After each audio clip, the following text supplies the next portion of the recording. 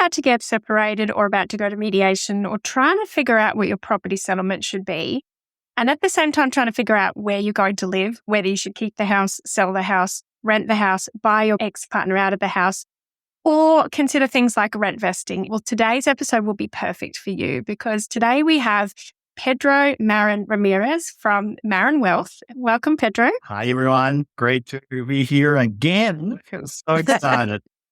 And of course, we've got Mum, Lynn Galvin, a family law specialist here as well.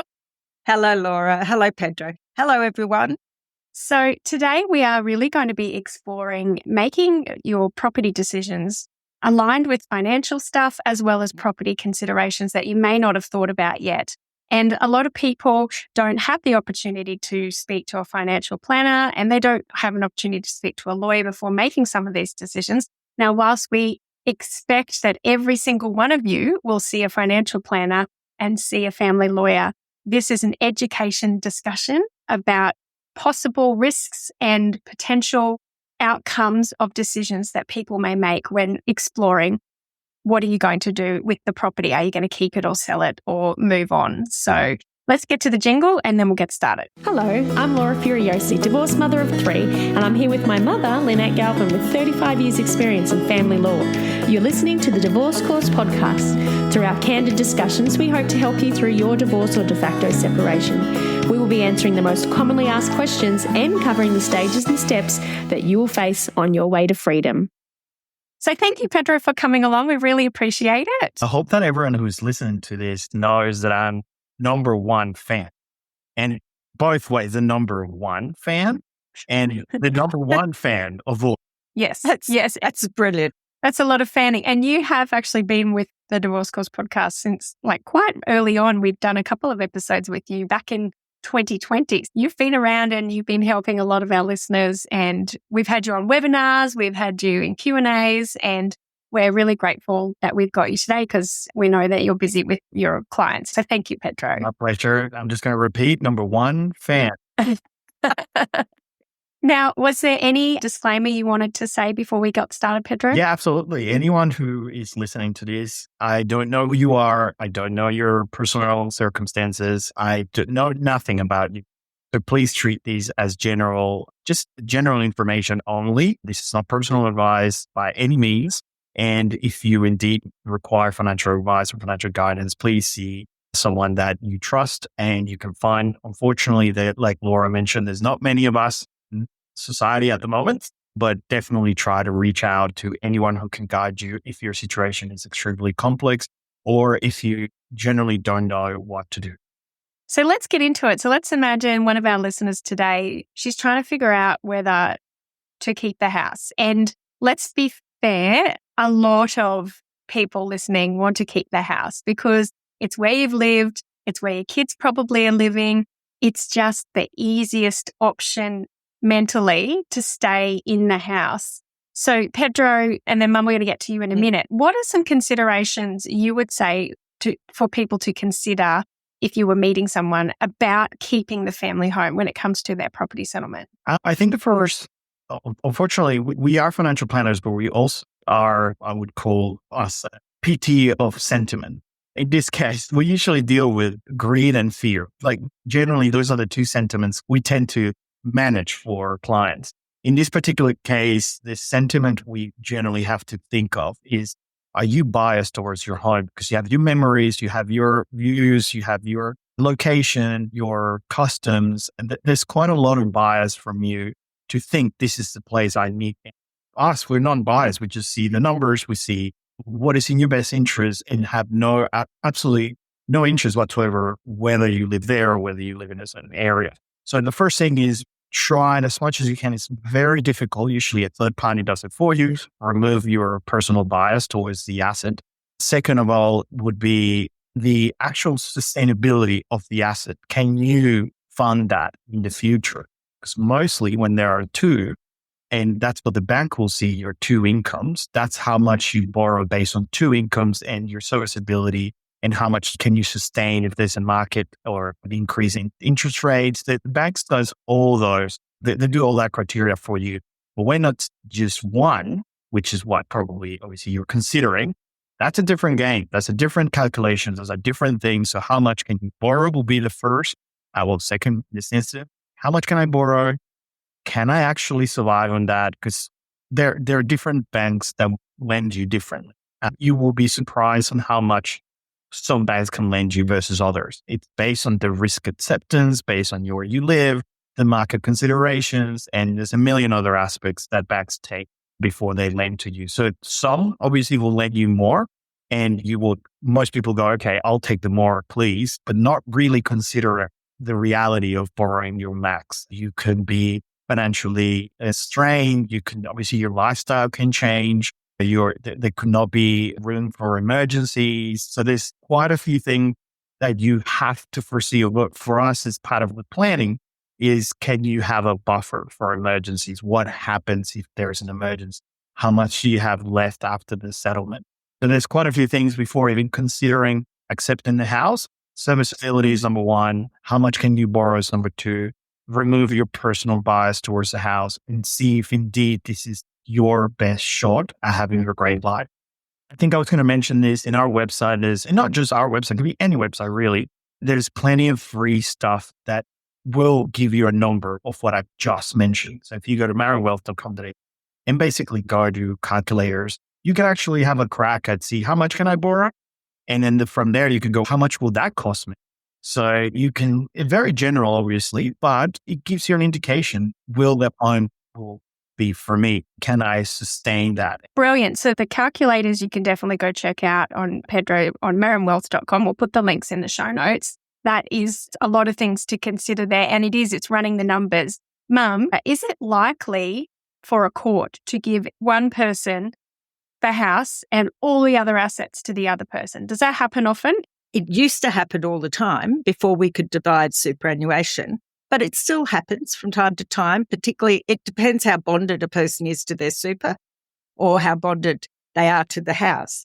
But I think what Pedro was talking about was can you afford to keep it?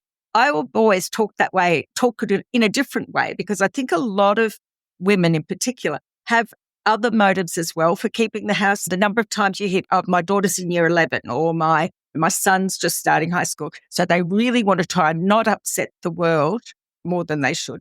But sure, they have an emotional attachment sometimes to the house. And I've always sent them off on a weekend to go and see open houses. And that seems to help. They go and look at these little manageable places, and then they can see their way forward. But as for serviceability, my test for them used to be, well, if you do buy the house, what are you going to do if your washing machine fails or you have to get a new fridge? How are you going to live? And if you have to sell it in the year or two after, you're going to be hit with all of the costs of a sale yourself instead of sharing them with your ex. And Laura, I think you know that the law has changed recently, like a week ago. And the court, one of the things the court is looking at is the care of a child and whether the person needs to provide appropriate housing for the child, which indicates to us that the court may be even more inclined to give the house to someone even if it's a little bit more than their share, if it means they can keep the children in that home. So that's section 79 5F for people who want to look at it. And that's a brand new section, that keeping the house if you want to provide appropriate housing. So it's going to be an interesting thing to see, but you need to make sure you can afford it before you ask for it. Yeah. So some people may sit down with their financial planner, or they might go jump on your website, Pedro, and have a look at the calculators and figure out, oh, wait, I can't actually afford to keep the house, even if there's an uptick for property, because they're the ones that are going to keep the children. And to those people who are listening, just be aware we do have 2 other episodes. One's called I Really, Really, Really Want to Keep the House, and the other one's called Out of Box Ideas on How to Keep the House. But if none of that works, and they may have to consider selling it to their ex or selling it just to get the cash in. Are there any things people need to be aware of when we're thinking of selling their property for property settlement as opposed to staying in it? Yeah, so this is more market consideration. So we are in a really healthy cycle with property. So it takes, on average, will take very little to sell, or not as long as it used to. So that could change in a dime. So it could be market conditions can change. It could be a recession around the corner, and then people are not willing to buy your property very quickly. So that's one. The second thing is you always have to consider negotiation. Where do you stand? Do you have the power of time? That's significant because you can see the vultures coming around your house thinking this is a divorce. This is basically needs to be on the market because you cannot service it because you're on your own. You lose a lot of the negotiation power. Even though I'm not a real estate agent, this has nothing to do with financial planning. It's mostly things that you need to consider. Am I going to buy this as a fire sale, or do I have the time to sell this and basically get more people into it? Look at my options around what offers come in. And that's one thing you have to be very aware. That's the biggest cost I would foresee in someone selling an asset. That if you have to sell it in very quickly and basically, what the rest will be your marketing components, your agent's fees, do your due diligence, your homework, your conveyancer's fees, if there's any, how much is left after. So that's probably the main thing when selling your home, that you have to be aware of the time, how much time you'll have left after. Okay. And so can people get a property settlement saying they're going to sell the house? And are there problems with that? Yes, you can. You can always make a consent order that includes clauses about selling the house, right? And there aren't really problems with that as long as both parties are prepared to sign all the documents and do the things. But sometimes it's really hard if you've got a non-cooperative ex, particularly if you've got orders that say, for instance, that I'm going to get 80%, Pedro's going to get 20% of the property. He's disinclined to sell or more inclined to sell it cheap just to cause trouble for the other person. So there's that. And also too, if you make plans to sell the house and even if you agree, someone's usually living in there leading up to sale. And then you've got to rely on them to do the old rush around on open house days, all that stuff. So can I ask, and a lot of people ask this, I can't get divorced and I can't do a property settlement yet because I've got to sell the house first. Yeah. So people don't have to sell the house first? No, you can do it. You can say that you're going to sell the house and you can set out who the real estate agents are and all of that and have a formula for how you're going to distribute the value. And there's a few tricks with that. One is make sure that your percentage isn't going to drop too much or the dollar figure is going to drop dramatically if you reduce the house, or watch out that the other person hasn't asked for a fixed sum and you get the rest and then the house drops down. Okay. Yeah. So, and Pedro, if people have sold their houses, and a lot of people do, they go, we're getting a divorce, we're selling the house, and they haven't seen a lawyer, they haven't figured out property settlement. They just end up with this massive lump sum of money just sitting there while they then fight for the next 2-3 years. I hope this isn't happening to someone listening. What should people be doing with that lump sum of money? First of all, major variable that I tell people about cash is it will be the exact same today, 2 years from now, and 3 years from now. So that's a big variable. If you need to pay out, you need to have some of that money doesn't belong to you. It is costing you, obviously, if you most likely, real terms, if you're making 4% in the bank and the inflation rate of the year is 5%, you're losing 1% of your purchasing power per year. So it is costing you money to keep it doing nothing. I do explain the word or what you actually explain is called opportunity cost. So the opportunity of not doing something will cost you something. Now, that's where I would ask someone, what are your financial commitments in the next 3 years? What is the percentage that you deem or your lawyer deems that the settlement will be? And you kind of work your way around that. Obviously, it's not 100%. 100% is after settlement because you know the exact number or separation of the assets. But knowing your financial commitments will tell us what to do with those funds. If you invest it and it goes down by half, and then you actually have to come up with money, you may lose everything. Whereas obviously cash costs you, but the number is there at the time of whatever time that may be. So if it's 5 years, unfortunately, your money goes backwards, but the number is reliable. So whatever combination of depends on the individual circumstances. Okay. So Mal, what have you got to say about those people who have sold the house and they've got this big lump sum of money? They haven't got property settlement yet. Okay. I think, first of all, thank you, lucky stars, if all of that money is still there and in someone's trust account, because if you don't move quickly, the purchasers will give you one check each for half the amount. And then you're in a little bit of trouble if you might be entitled to 60%, for instance. So that's one thing. The second thing is, I agree with Pedro that getting your foot back in the market, if you sell a property, you need to buy again in the same market. And I think our listeners will know they're not probably going to get the big house, but they'll buy something that suits their new style of life. And if you buy it in the same market, you're okay and you don't suffer that loss of cash. Thankfully, the court these days is more inclined to make orders releasing some of those funds. Usually, say you had 600,000, they might give your ex 200 and you 300 or 200 each just to get started. That might give you a deposit on the house so that they're not locked up, because in solicitors' trust accounts, they don't make any money. And so that's the worry I have with people. Like, by all means, list the house, get it ready for sale. But somewhere you need to go and see a lawyer and put some position in place so that the money can be preserved somewhere. Right. The other thing people think they can't do is buy a house before property settlement. So you're saying it's better that they do. If they can. And Pedro, you're saying they're better that they probably should if they can as well. Well, yeah. So unfortunately, if you buy a house and then you need an actual cash or a liquid form of an asset, so either shares or whatever, you can't sell a door of the house. You can't sell a portion. You can rent, obviously, depending on your circumstances, the size of the house. You can rent a room, maybe get some cash flow out of it, but a big lump sum of cash, if required, that's obviously the big asterisk here is if you required extra. So imagine your divorce extends for several years. This is just the beginning. And then those several years, you have to then come up with a lump sum to pay your lawyers or even self-represent. You still need some form of liquidity. That's what I would be warned, or just be mindful before purchasing anything, because Lynn is absolutely correct. It doesn't matter what, we're in the same cycle. So if you buy, you're in the same cycle, but that's a big but.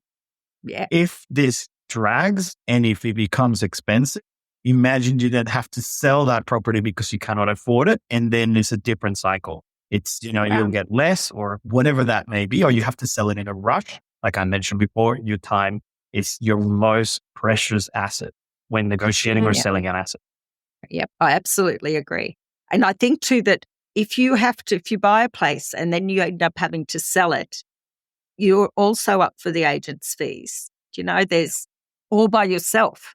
Whereas with the house, it was probably shared with your ex-partner, but this is all by yourself. So I think modest is the key, isn't it? Modest. Yeah. Get somewhere modest. And I forgot to tell you, I also run this scenario with clients of the cost selling and buying. Selling is the agent's fees, buying is your stamp duty, depending on the state in which you live. Sometimes I explain to them, this may cost you $200,000 just this exercise alone of buying and selling. So sometimes people don't consider those costs and say, I may as well keep it. I say, yes, but you cannot afford it. So you unfortunately have to consider this cost. You do not have 100. Imagine you have 600,000. The stamp duty alone could be 20. The sales or the property could be X. There could be quite a few costs hidden that you may not consider once you enter the market or want to enter the market. There's also a stamp duty calculator in our website. If you're transferring the house from two people to one, pursuant to a court order or a consent order, in other words, it's after you've had your consent order and you're doing what it says, you won't have to pay stamp duty in any of the states if you fit within Section 90 of the Family Law Act. Because the beauty of the family court is it's a Commonwealth entity, Commonwealth government, and they're telling the states, no, you can't charge these poor beggars stamp duty when they're just at their worst possible times. Spot on. And I think I add to that is that's part of our considerations. Look, this is how much it costs to buy and sell. If specifically what you just mentioned, if you keep the home, you save this much. Now, there is a small print in there that law can change and it may change.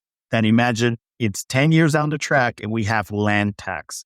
So that's the difference. I'm not saying it's going to happen, but it's like when you go to a doctor and says, this is the surgery and these are the small risks that may happen in this surgery. Not 100%, but there's a small print and I can't say zero. And one of them is your legislation risk that it changes in the future. And you now did consider that land tax will be part of your cost of owning a home. So there are a lot of things to consider. And that's why it's really good to always go and see a financial planner before you make property decisions, because your lawyer may be saying, and no offense, Mum, but some lawyers may be saying, yes, just agree to sell your portion of the house, or yes, agree to buy their portion of the house.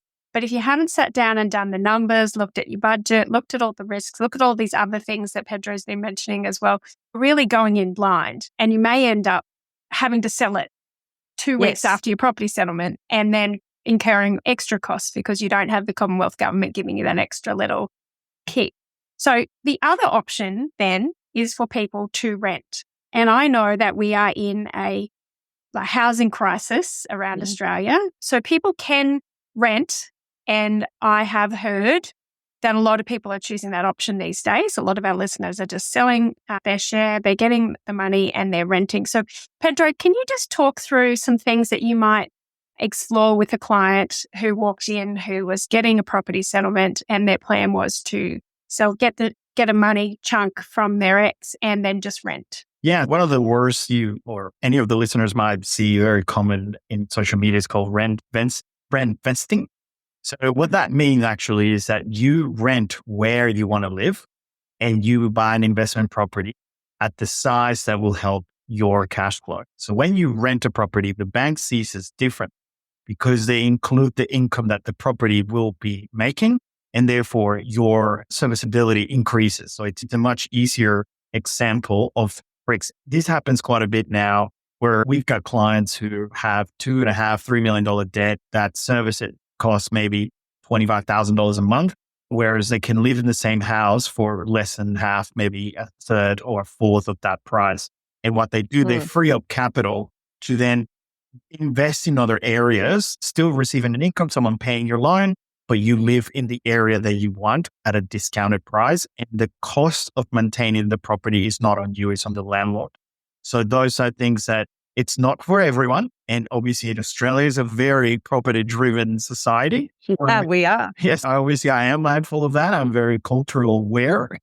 But it is something that is taking on quite a bit, especially around the schooling, what areas in your metropolitan states that you want to live in.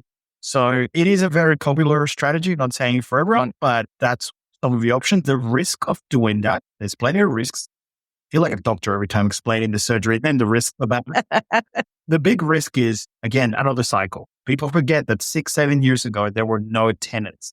We were giving away a month for free in rent because we couldn't get someone to rent our properties. That could happen. I'm not saying it will, but it's all cyclical. It's just based on how many humans there are and how many properties there are. That could be decades from now. That could be months from now. Nobody really knows. So that's your first risk, actually renting and then buying a property, expecting an income and not receiving it.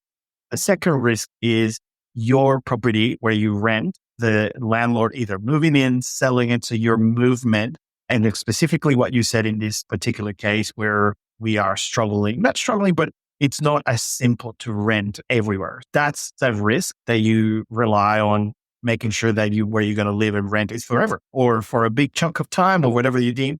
That's a big risk. And the other one is you buy an investment property and it's deemed uninhabitable. I've seen that. I've had clients have been through that. So you are now stuck with rent and a mortgage without any income from it. That can happen. So those are the risks, very low. Those are the risks of property surgery, I'm going to call it.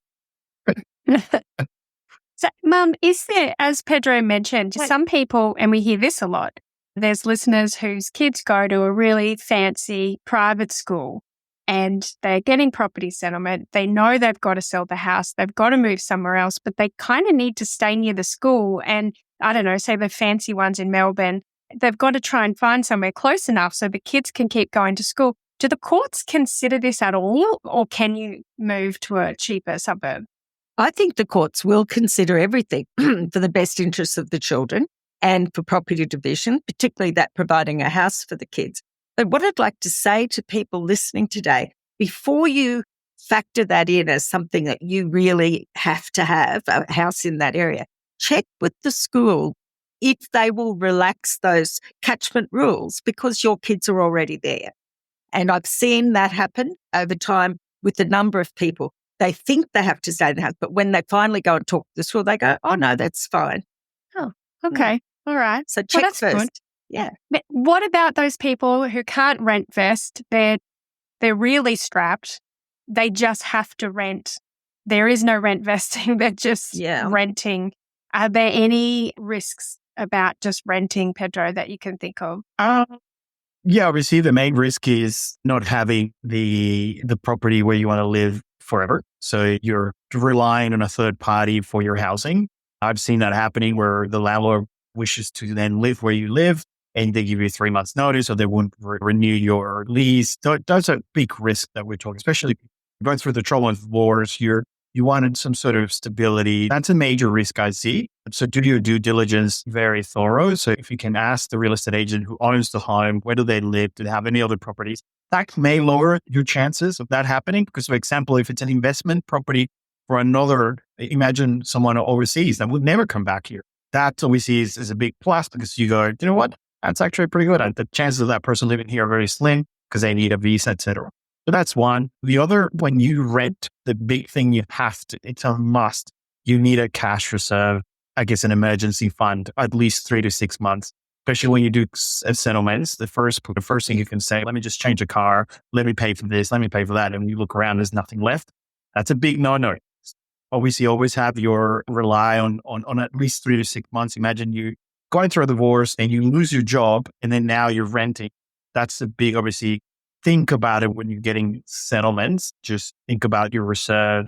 How much can I sustain myself? Do I have family in Australia? Because those are things I always, when I was at uni, those are things I had at the top of my mind. If I can't work, I can't eat. And I remember my house being flooded in 2011. I have to live couch on because I didn't have family here.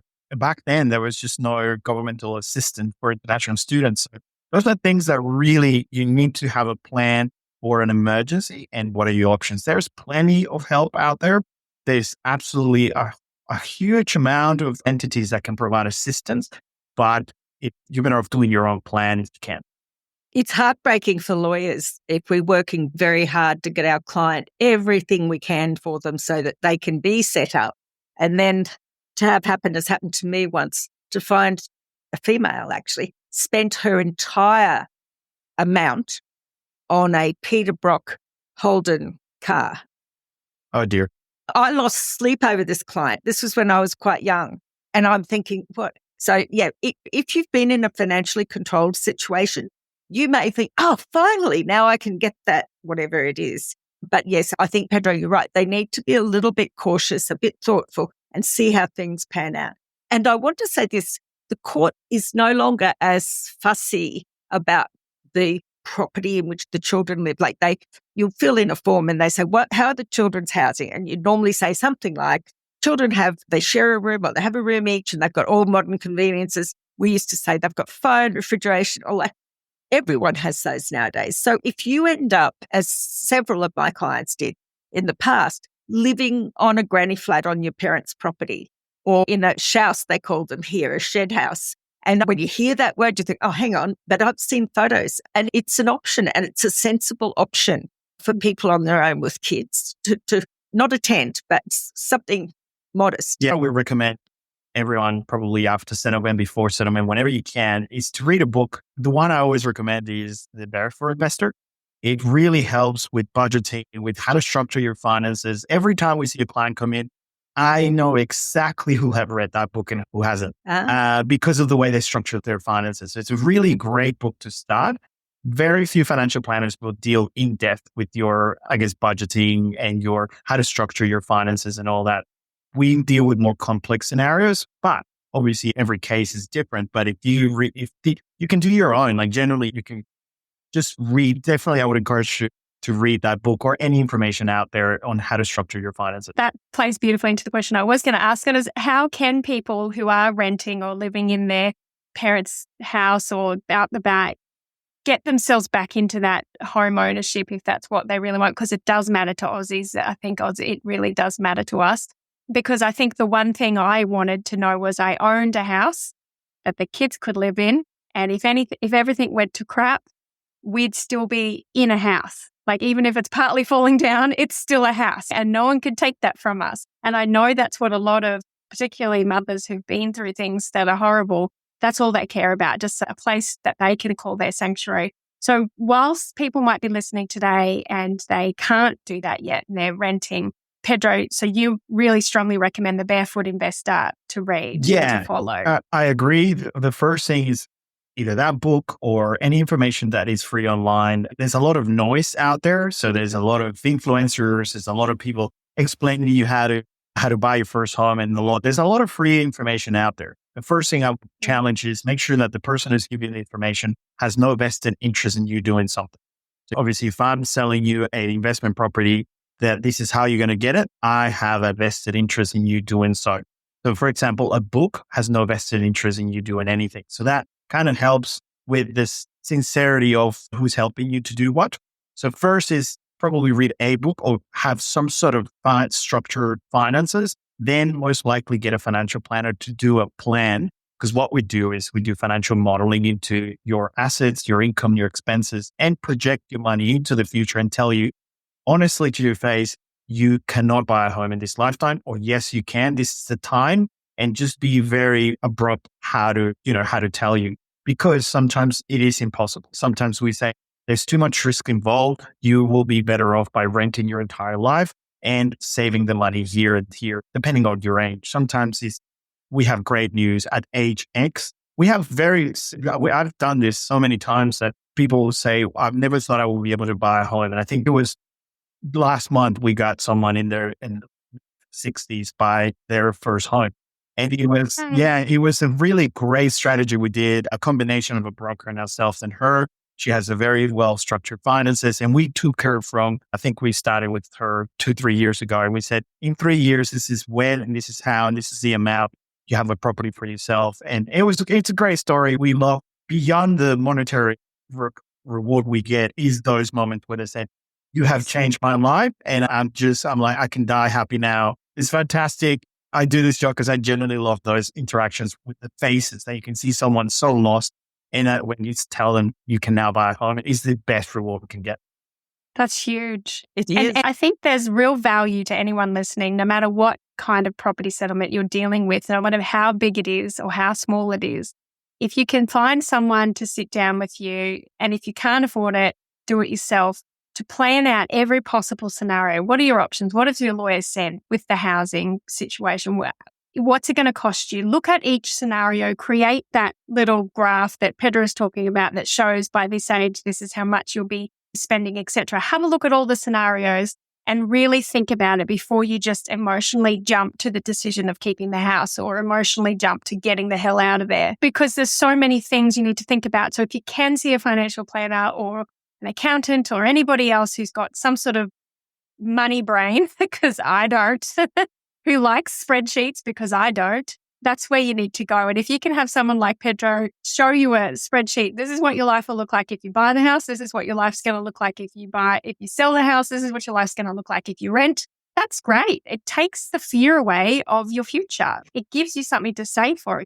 I just wanted to say, we really haven't covered the situation of buying your ex out and keeping the house. And it is, if you can and you want to do that, the court will usually allow you, particularly if you've got the children after the amendment of the law, because the court tends to keep the asset pool as big as it can. And if they can avoid you paying agents' fees for sale, they'll let you buy the house. So I don't want people to think they can never buy the house, because there's what I call the third draw factor if you keep the house.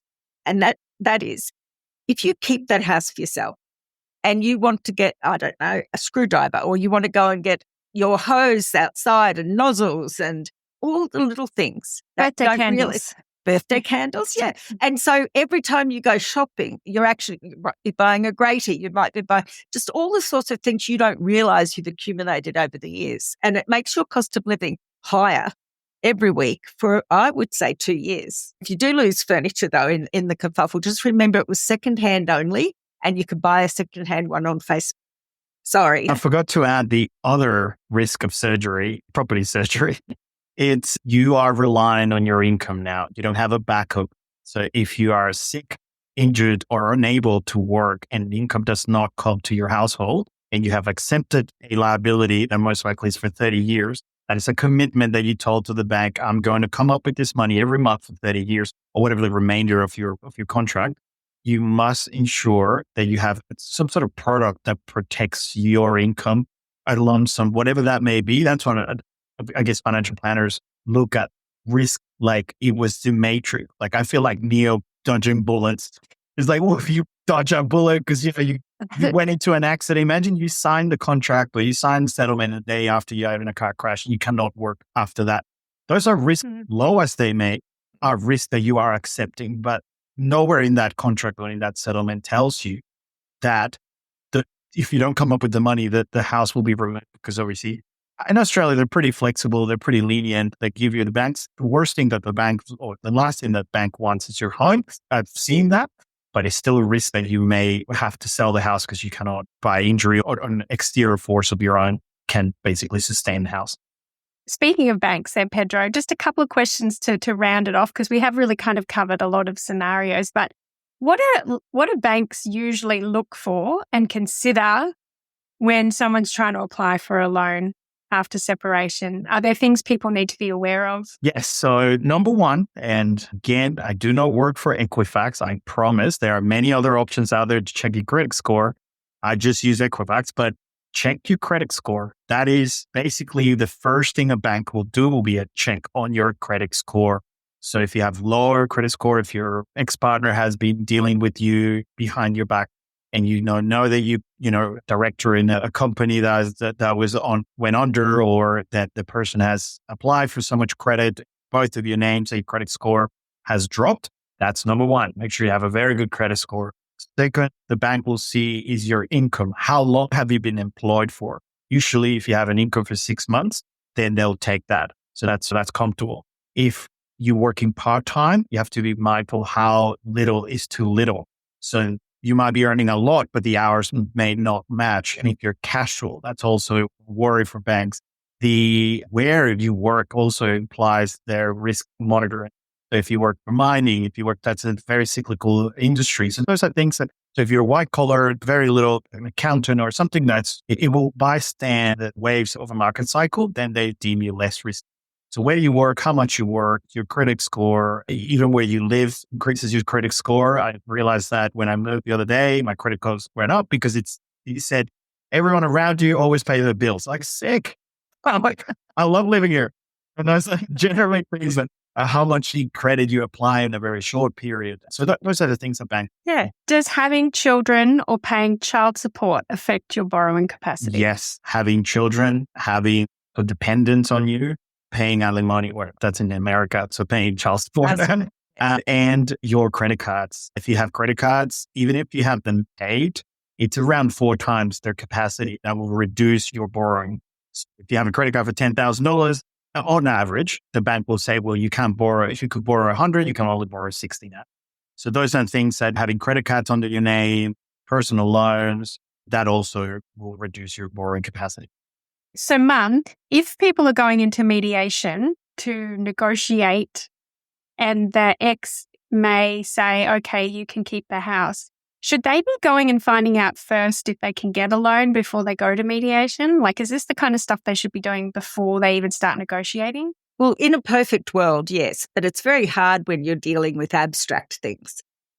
But yes, if you go and just do the free things online is a better way of doing it, I guess. Know that I suspect you'll have to go through a broker because they will fight harder for you. But boy, it's so unfair because if a person is paying child support, their borrowing capacity is diminished. If you are receiving child support, you don't get any benefit. Oh, you might not get it. They might not pay. So somewhere there's this big black hole. Yes. That's not fair. No. That's a bit of a... It is. It's a big black hole in their lending policies, because I think what it was is I think they're a bit behind the times in terms of child support, because most people are paying their child support obligations now, and it's managed through the child support agency if they're difficult. So it's not like just relying on largesse from a person. And the people who are calculating who pays child support, that they've got the message on that one, but they somehow, don't. So it doesn't help you much at all. Right. So everybody's homework is to sit down and write out different future scenarios of all of these things if they haven't yet negotiated and got an agreement for property, I guess. And I am going to plug Pedro's website again for those free calculators and things, because coming from a person who doesn't like spreadsheets, they're doable and the budget is doable.